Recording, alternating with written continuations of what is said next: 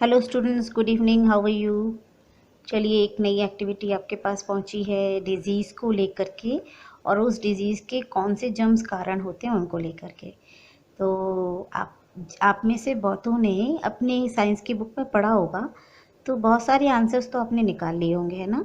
जिन लोगों ने bacteria, virus, worms, protozoans, fungi, इन सारे टॉपिक्स पे पढ़ा है तो उनको बहुत सारे आंसर मिल गए होंगे, लेकिन फिर भी हम लोग डिस्कस करेंगे इस पर, है ना।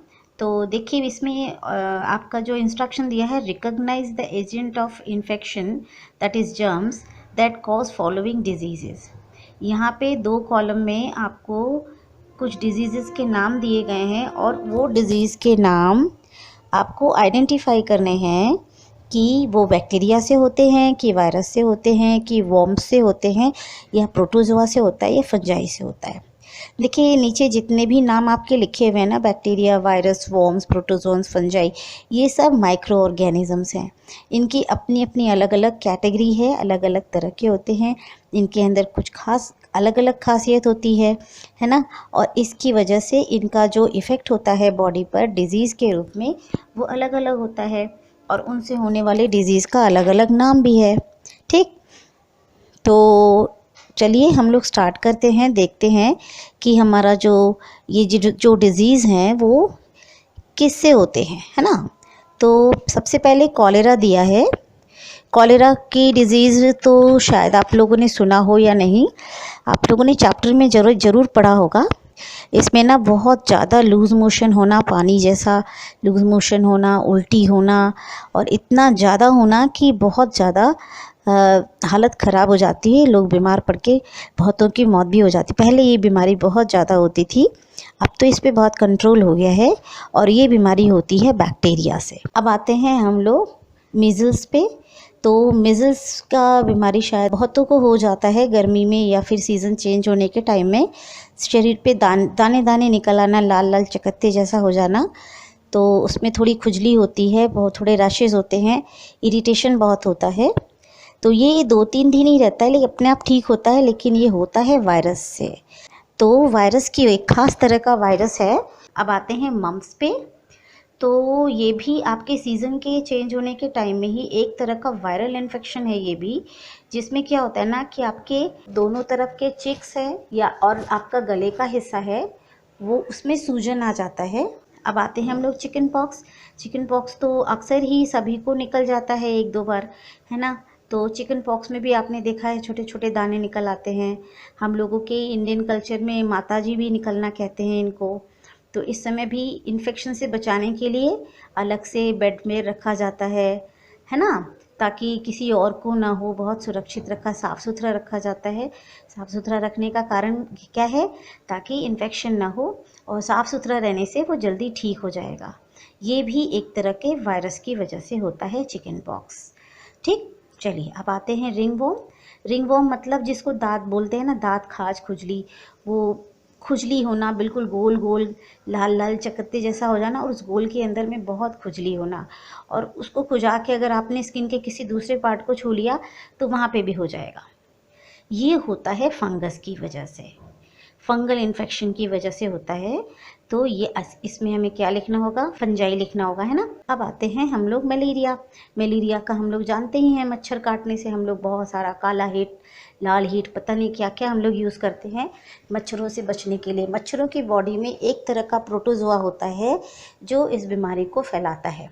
एक्चुअली में मच्छर की वजह से मलेरिया नहीं होता। मच्छर की बॉडी में जो ये प्रोटोजोआ होते हैं, उनकी वजह से हमें मलेरिया होता है। जब मच्छर हमें डंक मारता है तो वो प्रोटोजोआ हमारी बॉडी में चला जाता है, और हमारी बॉडी में मलेरिया जैसी प्रॉब्लम क्रिएट हो जाती है। ठीक है, तो मलेरिया किससे हो गया, प्रोटोजोआ से। इस प्रोटोजोआ का नाम क्या है, प्लाज्मोडियम।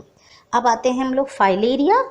फाइलेरिया एक तरह की बीमारी है जिसमें ये हाथ और पैर में ज़्यादातर होता है। एक खास तरह का वॉर्म्स होता है जिसकी वजह से ये बीमारी होती है। जिनको ये होता है उनके हाथ या पैर बहुत मोटे से फूल जाते हैं, और वो टाइम टाइम पे बहुत दर्द भी करता है, और ये लाइफ टाइम हो जाता है। ये ठीक नहीं होता है, दवा लेते रहना पड़ता है, ये ठीक नहीं होता, लाइफ टाइम होता है। इसको कंट्रोल किया जा सकता है लेकिन ठीक नहीं किया जा सकता।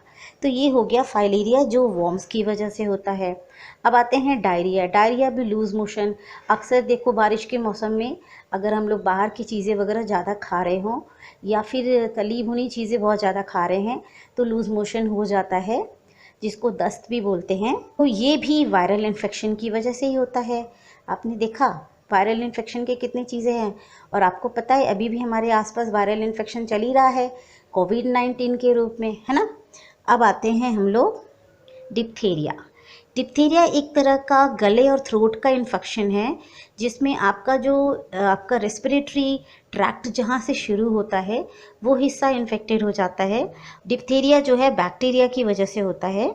ये डिप्थीरिया गले का इन्फेक्शन है, जो बैक्टीरिया, एक खास तरह के बैक्टीरिया हमारी बॉडी में चले जाते हैं। और आप ज़्यादातर देखोगे ना जिनके घर में पेट्स वगैरह होते हैं उनके पास ये बीमारी ज़्यादा होती है, क्योंकि अगर पेट्स को हम साफ़ सुथरा ना रख पाएँ, उनकी बॉडी में अगर किसी तरह का आपका बैक्टीरिया पनप रहा है तो वो हमारे छूने से या उनको गोद में लेने से कई बार होता है कि वो हमारे गले के अंदर चला जाता है। डिप्थीरिया एक बैक्टीरिया से होता है, ठीक है। ट्यूबरक्लोसिस में आते हैं। ट्यूबरक्लोसिस मतलब टीबी की बीमारी, जो लंग्स के इन्फेक्शन की बीमारी है, ठीक है। एक ज़माना था ट्यूबरक्लोसिस एक ऐसी बीमारी थी जिसमें बहुत सारे लोगों की मौत हो जाती थी, लेकिन थैंक गॉड हमारे साइंटिस्ट, हमारे डॉक्टर्स ने ट्यूबरक्लोसिस के लिए बहुत अच्छी दवाइयाँ निकाली है। ये भी एक तरह का बैक्टीरियल इन्फेक्शन है, बैक्टीरिया की वजह से होता है। और ठीक, अब आते हैं रेबीज़।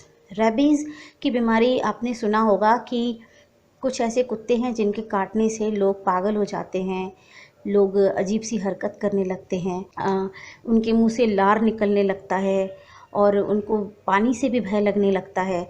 इस तरह की प्रॉब्लम होती है, खासकर कुत्तों के काटने से होता है। कुत्तों की बॉडी का वायरस हमारी बॉडी में चला जाता है, तब ये दिक्कत होती है। इसीलिए इतने सारे इंजेक्शन लगते हैं जब कुत्ता काटता है ना। तो रेबीज़ की बीमारी होती है वायरल इन्फेक्शन से, तो हम इसमें वायरस लिखेंगे, ठीक। अब आते हैं लेप्रेसी। लेप्रेसी तो अब बहुत कंट्रोल में आ गया है, पहले ये भी बहुत ख़तरनाक बीमारी हुआ करती थी, जिसमें ना पूरे बॉडी जो है ना गलने लगता था। एक तरह का बैक्टीरिया बॉडी में पहुंच जाता था, जो बॉडी को धीरे धीरे सड़ाने लगता था, गलाने लगता था। तो उंगलियों की जो टॉप्स हैं, टॉप पार्ट है, पैर में, चेहरे पर, कई जगह घाव के रूप में होते थे और वो पूरा बॉडी गलने लगता था। पहले ये बहुत ख़तरनाक बीमारी थी, अब इस पे रिसर्च हो गया है, इसकी दवाइयाँ हैं, और ये होता है बैक्टीरिया की इन्फेक्शन से, ठीक है। अब आते हैं हम लोग एथलीट्स फुट। एथलीट्स फुट एक तरह की बीमारी है जो फंगल इन्फेक्शन से होता है, ठीक है ना। अगर फंगस लग जाए तो आप देखेंगे फूट में बहुत तरह के रैशेज़ निकलना, वाइट हो जाना, दाने निकलना, है ना। बहुत तरह की चीज़ें होती हैं जो इस पे फंगस के इन्फेक्शन की वजह से होती है। फंजाई लिखेंगे हम लोग इसमें। और अब आता है एमीबायोसिस। ये एक तरह के प्रोटोजोआ की वजह से होता है। और प्रोटोजोआ के, वही मैंने कहा, प्रोटोजोआ एक ऐसे जीवाणु होते हैं, ऐसे माइक्रोब्स होते हैं जो दूसरे वेक्टर्स की बॉडी में रहते हैं और उनकी वजह से हम तक पहुंच जाते हैं, ठीक है। तो ये एमीबायोसिस हो गया, जिसमें बहुत ज़्यादा आपके पेट की प्रॉब्लम है, ये पेट से रिलेटेड प्रॉब्लम है काफ़ी हद तक। तो ये हो गया आपका, इस किसकी वजह से होता है, प्रोटोजोआ की वजह से। अब आते हैं एड्स। एड्स की बीमारी के बारे में आपने अपने चैप्टर्स में ज़रूर पढ़े होंगे, अगर डिजीज़ चैप्टर आपके पास है तो, कि एक ऐसी बीमारी जो हमारे बॉडी के इम्यून सिस्टम को ही मार देता है। एक ऐसा वायरस है एड्स का वायरस। ये वायरस वायरल इन्फेक्शन से होता है। एक ऐसा वायरस जो हमारी बॉडी में पहुंच जाए किसी वजह से, तो हमारी बॉडी के WBC को ही ख़त्म कर देता है, उनको बिल्कुल वर्कलेस बना देता है, और जिसकी वजह से उस इंसान की बॉडी में कोई भी बीमारी, मामूली सी फीवर या कोल्ड हो, वो भी उसके लिए ख़तरनाक हो जाता है और उसकी वजह से उसकी मौत हो सकती है ना। तो ये हो गया एड्स जो वायरस की वजह से होता है। चलिए, तो ये हो गई एक्टिविटी, फिर मिलते हैं हम लोग नेक्स्ट एक्टिविटी में। ओके, तब तक के लिए गुड बाय।